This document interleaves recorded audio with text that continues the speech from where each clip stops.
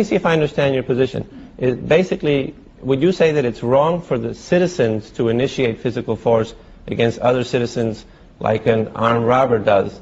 Unless we permit but that it's by okay law. it's okay for the government to do so. Because the government has been authorized by the people. Okay, but if the government authorized armed robbers to do it, it would be okay?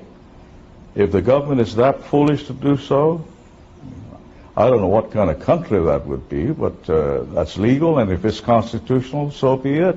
But would you think that that's moral for individuals to be empowered to rob their fellow citizens? I don't think so. So that would be wrong. So basically, I would think so. It's wrong. Okay, so you think that it's wrong for a citizen, an individual citizen, to initiate force against others to deprive them of their property, but it's okay for the government to do it if the majority has elected that government. It is okay if the government is authorized to do so. The government is authorized to levy taxes, and the authorization comes from the people through their representatives. Now, if the people through their representatives say no taxes, everything be charity, so be it. Okay, so you would say that all legitimate governmental power is derived from the people? That's the way it is in our Constitution. Do the individual citizens have the right to initiate physical force against other citizens that have not initiated or threatened to initiate force against anybody and haven't violated anybody's property rights? They cannot do that because they are not authorized to do so under the law. So individual citizens don't have that right. If they don't have the right to initiate physical force against other citizens, could they have properly delegated that right to the government? Oh yes, they do so right now. Can you properly delegate a right that you do not have?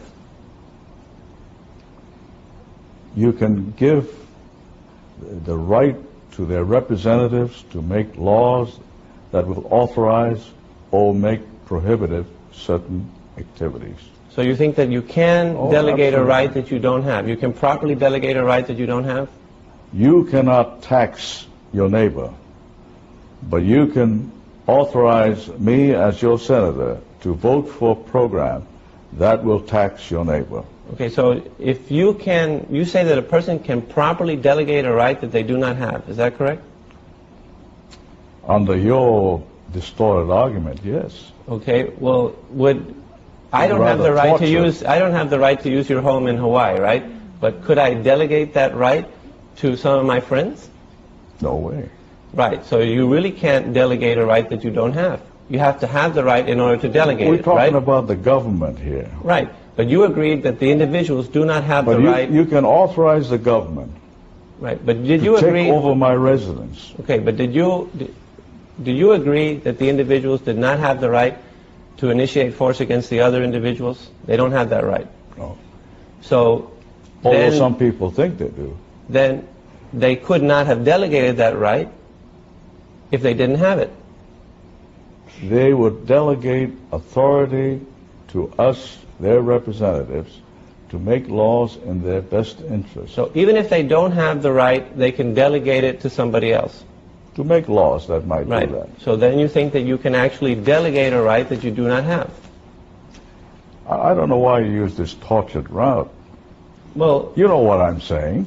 Well, I'm trying. It's interesting to me how it is that the agent can have more power than the principal. If the principals are the people, and the source comes from the people, and the individuals do not have the right to initiate force against others, I would suppose. As individuals. Well, if they get together, then all of a sudden they have the right? If they authorize the government to do so, yes. Well, if they authorize the government to enter into a war and kill people, that's a right. Well, where does this right come from if it doesn't come from the people? The people through the Constitution. Well, the Constitution was made by the people, right? That's right. So then, the people are the source of all legitimate power. So if the people did not have the right to initiate physical force against anybody, then I don't know where we're getting. Well, it seems like there's a contradiction there as far as if you say that all legitimate governmental power is derived from the people.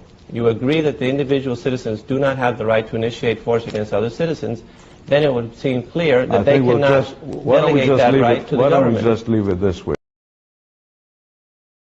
What truly matters Was wirklich wichtig ist, es geht gar nicht so darum, welche Partei an der Regierung ist, sondern welche Regierung von dem Volk kontrolliert wird. Darum geht es. Der 20. Januar 2017, an dieses Datum wird man sich erinnern. Das wird der Tag gewesen sein, als das Volk der USA wieder die Macht übernommen hat.